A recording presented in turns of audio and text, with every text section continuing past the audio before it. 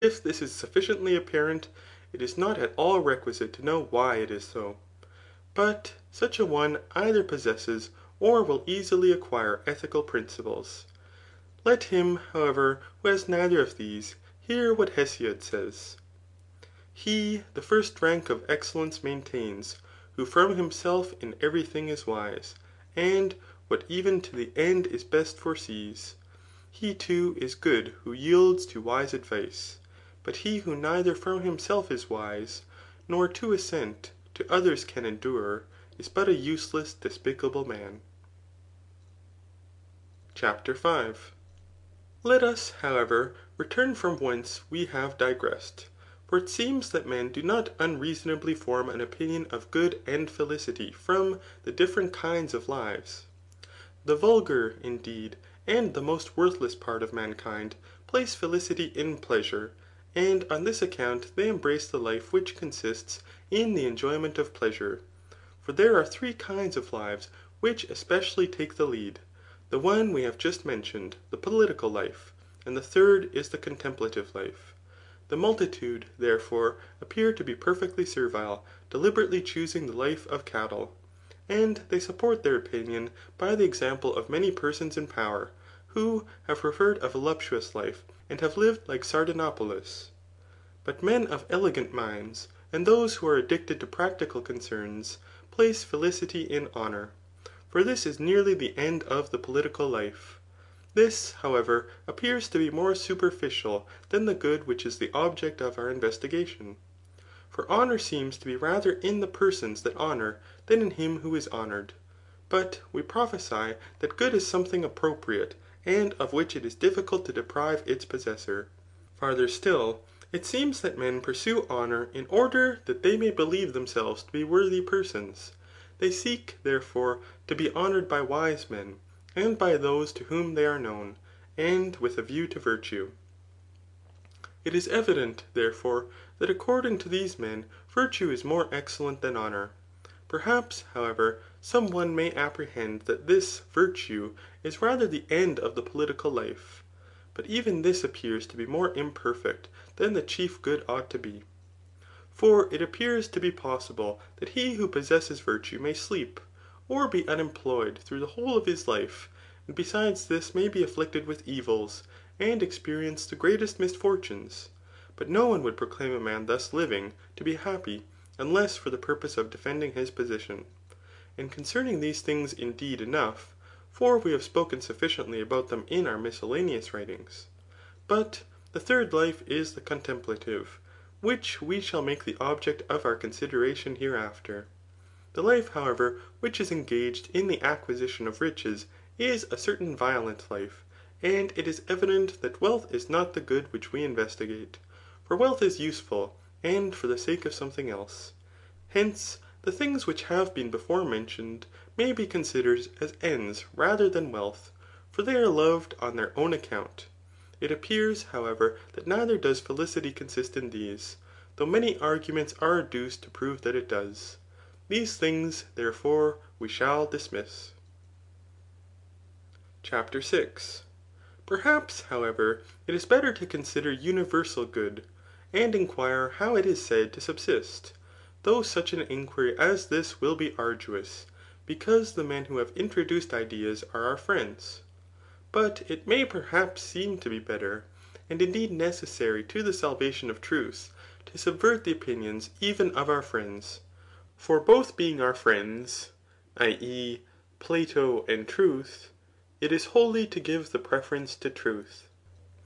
Those, however, who have introduced this opinion, do not make ideas of things in which they admit there are the prior and the posterior.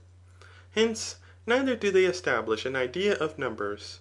But good is predicated of essence, of quality, and of relation. That, however, which has a subsistence per se, and essence, are naturally prior to that which subsists as a relative. For this, i.e. a relative, resembles the branch of a tree, and an accident of being, so that there will not be a common idea in these. Again, good is predicated in as many ways as being, for it is predicated in essence, as God and intellect, which are essences and are said to be good ; and in quality, as the virtues ; in quantity, as the moderate ; in relation, as utility ; in time, as occasion ; and in place, as a habitation ; and after the same manner in the other predicaments.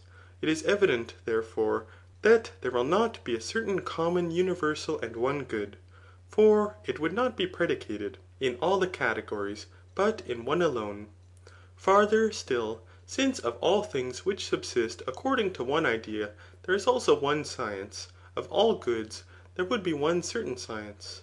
But now there are many sciences of things which are under one category.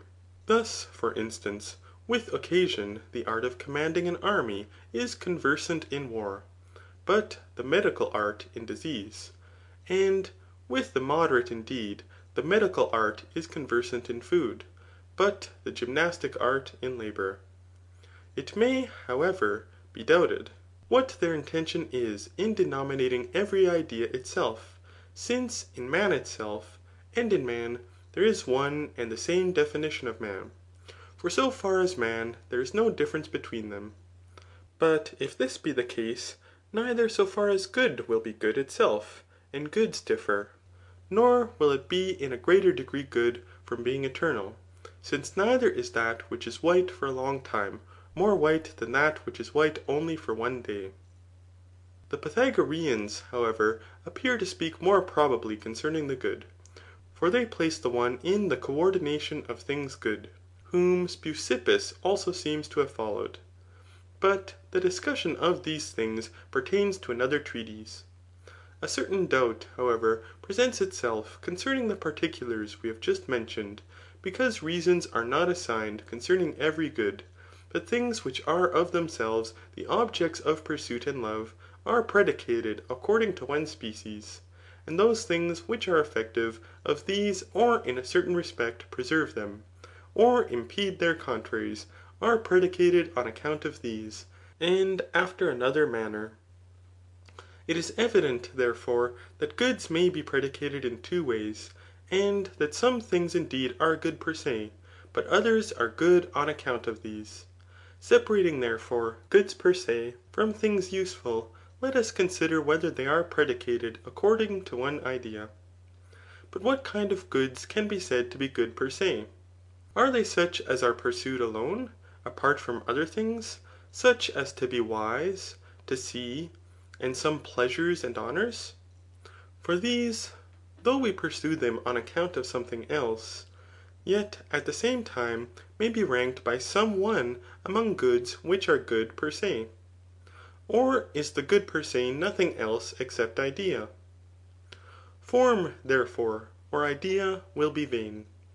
But if these also rank among goods which are good per se, it will be requisite that the same definition of the good should be conspicuous in all of them, just as there is the same definition of whiteness in snow and cerus. But of honour, and prudence, and pleasure, there will be other and different definitions, so far as they are goods. The good, therefore, is not something common according to one idea. In what manner, however, is it said that there is one idea of the good? For it does not resemble things which are fortuitously homonymous. Is it because all goods are from one and are referred to one good? Or is it rather according to analogy?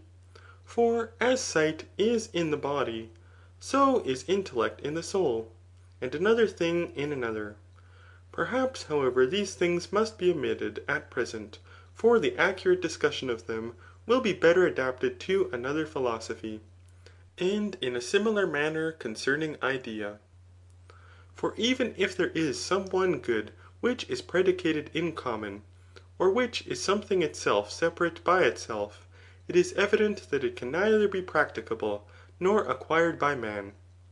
But now that which is practicable by man, and which he may obtain, is the object of investigation.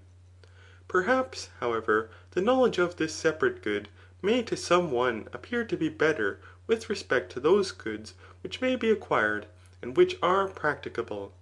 For having this as an exemplar, we may in a greater degree know those things which are good